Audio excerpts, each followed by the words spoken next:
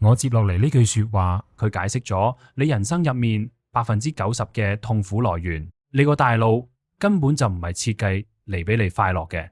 我再講一次，你個腦完全唔在乎你開唔開心，佢嘅設計目的只有一個，而且非常殘酷，就係要你生存同埋將基因繁衍落去。你試諗下，如果你永遠都覺得好快樂、好滿足，你會做啲咩？你會坐喺原地曬太陽，覺得世界好美好。你唔會去尋找下一餐，你唔會去爭地盤，你唔會去追女仔或者識男仔。對於大自然嚟講，一個知足常樂嘅物種係注定要滅絕嘅。喺幾萬年前嘅非洲大草原，大自然做咗一個非常無情嘅篩選。想象有兩隻馬騮，第一隻叫做快樂猴，佢食飽咗一餐之後就覺得，哇，好正啊，我好滿足啦，以後都唔使再努力啦。佢成日都好放鬆。結果點？當獅子嚟到嘅時候，佢反應唔切，或者因為太容易滿足，佢儲唔夠過冬嘅糧食，最後佢死咗，基因傳唔落去。第二隻叫做焦慮猴，佢明明食飽咗，但係過咗2個鐘，佢就開始擔心隔籬嗰隻馬騮係咪想搶我啲嘢食？樹林入面有聲，係咪有老虎？佢成日都處於一種不滿足同埋驚青嘅狀態，佢活得好辛苦，好大壓力。但係正正因為佢夠焦慮，佢避開咗危險，佢儲夠咗糧食，佢成功生存落嚟，仲生咗好多後代。各位，好遺憾咁話俾你聽，我哋全部人都係嗰隻焦慮猴嘅後代，所以我哋嘅大腦天生就安裝咗一套不滿足嘅操作系統。進化論為咗逼我不斷去奮鬥、去競爭，佢設計咗一種好狡猾嘅機制，就係快樂嘅幻覺。大腦會呃你，佢會同你講，只要你升職加薪，你就會永遠快樂；只要你買到嗰架跑車，你就會心滿意足；只要你追到嗰個女神，你人生就圓滿啦。於是你信以為真，你搏命去追。但係當你真係得到嗰樣嘢之後，你嘅快樂可能維持咗1個鐘、1日，最多1個月，然後嗰種感覺就會急速消退，你會跌翻去原本空虛焦慮嘅水平。呢個現象心理學叫做享樂適應 （hedonic adaptation）， 俗稱快樂跑步機。你跑得好辛苦，以為去緊某個終點，但其實你一直都喺原地。點解？因為如果快樂可以持續，你就唔會再去尋找下一個目標，基因嘅傳遞就會停止。所以痛苦唔係意外，痛苦係大腦嘅 default setting 預設模式。焦慮唔係因為你做錯咗啲咩，而係你個腦本身就係一部焦慮製造機。以上講嘅全部嘢，唔係我有被害妄想症，亦唔係咩陰謀論。呢個係現代進化心理學同大腦神經科學結合之後得出嚟最震撼嘅結論。而最神奇嘅係，呢一套現代科學嘅發現，竟然同2500年前一個喺印度菩提樹下嘅人所講嘅嘢係一模一樣嘅。今日我要同大家講嘅呢套理論係嚟自一本神作《Why Buddhism is True》，中文翻譯做《洞見》或者為什麼佛學是真的。作者係 Robert Wright， 佢唔係和尚，佢係一位非常理性嘅進化心理學學者，亦係一位科學作家。呢本書好特別，佢完全唔講宗教迷信，佢唔會同你講輪迴轉世，唔會講神通法術，更加唔會叫你燒香拜神。佢係用最硬核嘅科學邏輯去論證佛陀當年生發現嘅真相。佛陀當年講過一句好出名嘅說話：諸受是苦。好多人以為佛陀好悲觀，覺得做人冇意思。錯啦，佛陀講嘅苦 dukkha 喺梵文入面更準確嘅意思係不滿足或者卡住咗嘅車輪。佛陀其實係世界上第一個進化心理學家，佢一早就睇穿咗人類呢種生物係被設計成永遠無法滿足嘅。既然我哋知道遊戲嘅規則係咁殘酷，我哋係咪就無得救？當然唔係。佛學其實就係一套逆向工程，教你點樣刻入 hack 你自己個大腦，去修改呢個必定痛苦嘅原始代碼。接落嚟，我哋會分3個層次去拆解點樣用理性佛學去重奪你人生嘅控制權。首先，我哋要處理第一個大 bug， 就係你以為你可以控制你自己。我哋每個人都覺得大腦入面有一個我，就好似一間公司嘅 CEO 咁，坐喺總部指揮一切。譬如我決定今晚食漢堡包，我決定要嬲我老細。但係《洞見》這本書話俾我哋知，現代腦科學已經證實咗大腦入面根本無 CEO，你個腦其實更似 Pixar 套電影玩轉腦朋友。你腦入面住咗好多個唔同嘅模組，或者你可以當佢哋係唔同嘅部門經理。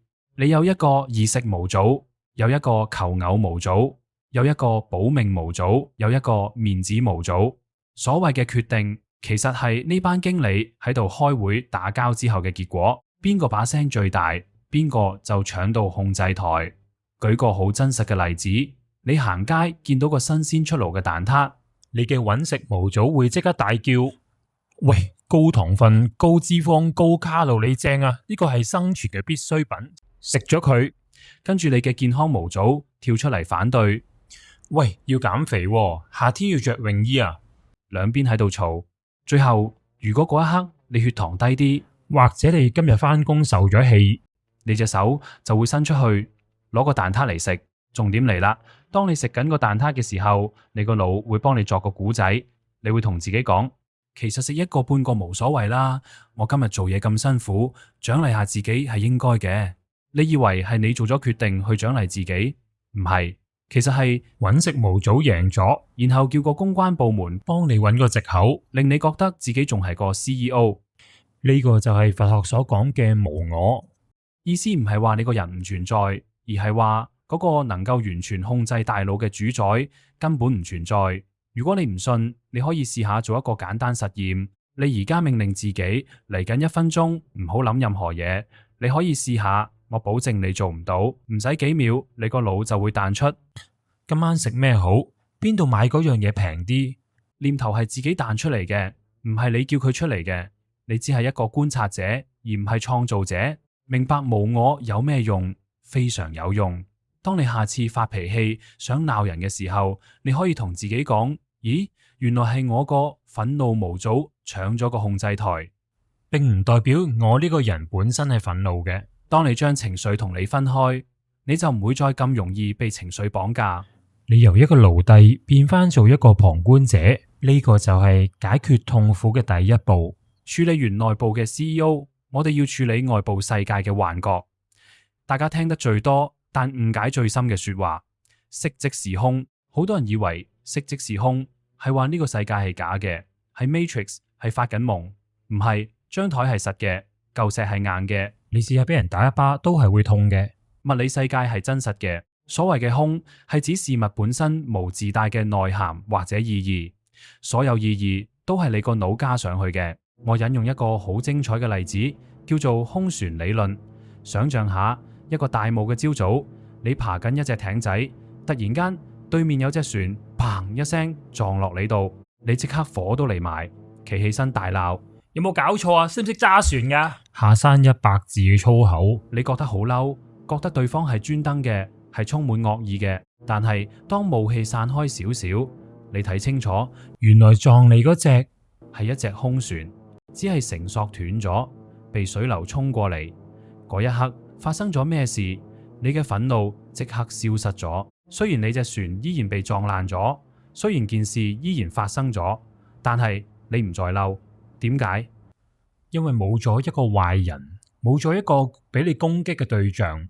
理性佛學話俾你知，呢個世界上所有人、所有事，本質上都係嗰隻空船。試下諗下，嗰個每日都針對你嘅老細，同埋每日都不停咁亂咁 cut 線嘅司機，或者一啲不符合邏輯、亂咁發脾氣嘅女人或者男人，唔係特別針對女人啊。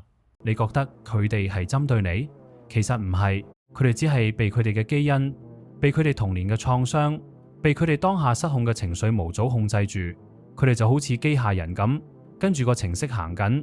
佢哋係身不由己嘅空船。再舉個書入面嘅例子，電鋸聲。如果你喺屋企想靜靜地睇書，隔籬屋裝修傳來好大聲嘅電鋸聲，你覺得好煩、好刺耳。但係試下唔好將電鋸聲、電鑽聲、鑽牆嘅聲貼上討厭嘅標籤，純粹去聽佢嘅震動，聽佢嘅音高，你會發現聲音本身係中性嘅。如果呢種聲音出現喺一首重金屬搖滾樂入面，你可能覺得好嗨。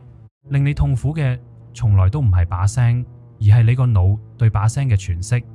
你個腦幫把聲加咗個故事，佢阻住我休息，佢好自私，係呢個故事令你痛苦。色即是空，色就係嗰件事物，例如電鋸聲撞你隻船。空就係話嗰件事物本身係無意義嘅 ，empty of essence。如果你可以除低副有色眼鏡，唔再胡亂幫世界貼標籤，你就會發現，原來大部分嘅煩惱都係你自編、自導、自演嘅幻覺。講咗咁多理論，我知大家最關心嘅係，咁我可以點做？係咪要出家？係咪要坐喺山洞面壁10年，攞個電鏟剃光個頭做和尚呢？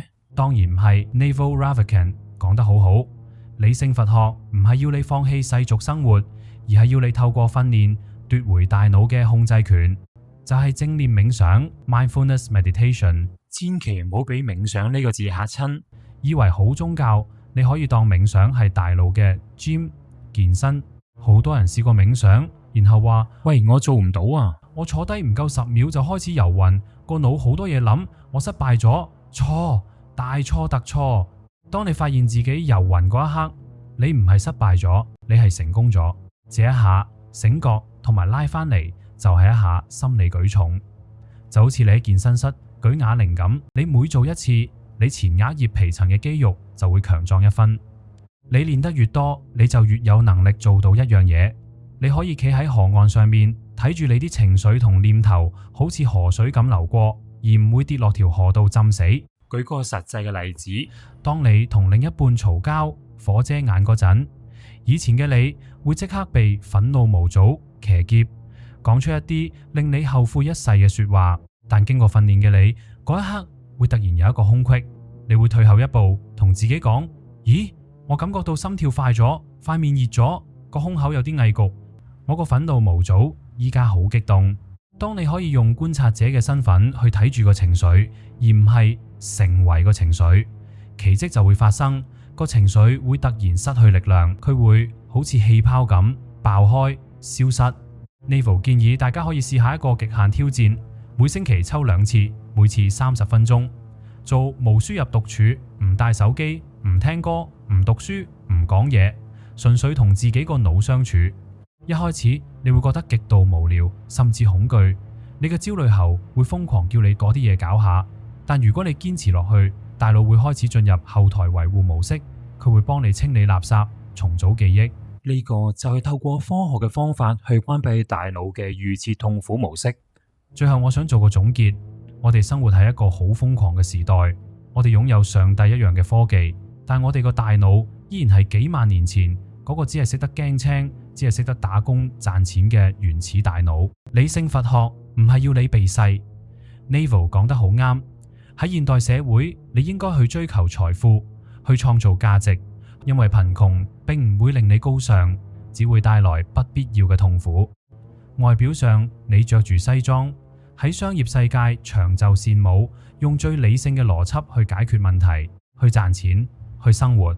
但係喺你嘅內心深處坐住一尊佛陀，你參與遊戲，但你唔屬於遊戲；你追求勝利，但你唔執着。結果你擁有情緒，但你唔係情緒嘅奴隸。當你明白咗呢啲都係基因嘅把戲，當你睇穿咗色即是空，你就係嗰個最清醒嘅玩家。記住，快樂唔係得到你想要嘅嘢，因為得到咗你會厭。幸福唔係加上去，係減出嚟嘅。多謝大家收聽。如果中意呢條片嘅話，請讚好、訂閱及留言。我哋下一條片見。